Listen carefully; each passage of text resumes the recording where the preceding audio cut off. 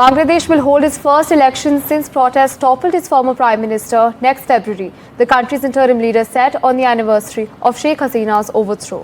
Now, Mohammed Yunus made this statement on the day at the end of the celebrations for what some have called the country's second liberation. Let's in fact listen in to what he had to say.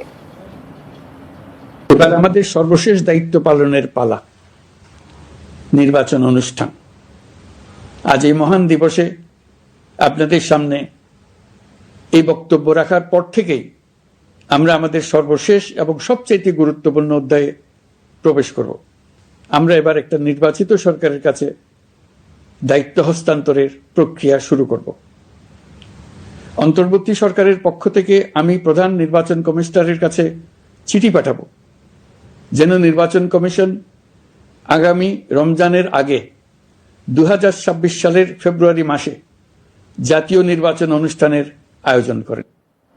Well, we've our colleague Saurabh Gupta joining us on the telecast to bring us more on this story. You know, Saurabh, it's an extremely crucial update coming in from Bangladesh, of course. I mean, Mohammed Yunus has announced the national elections that were, of course, scheduled to be held in April. They've been preponed due to Ramzan. Now, walk us through what exactly is the politics in the region looking like? Well, there was demands from several political parties in Bangladesh to bring forward the date of the elections. April was too far off and seen as a delaying tactic by the interim government. There were demands to hold it December, but February seems to be the consensus date as far as elections are concerned. Mohammed Yunus has said that the interim government is bringing the process of handing over power to an elected government with a mandate forward, and of course elections will be held in February and concluded before Ramzan. That's important because the Awami League, of course, which was overthrown, will not be contesting the elections. It's been banned. The other parties seem okay with that date. Only the Jamaat was one force which did not want the elections that early.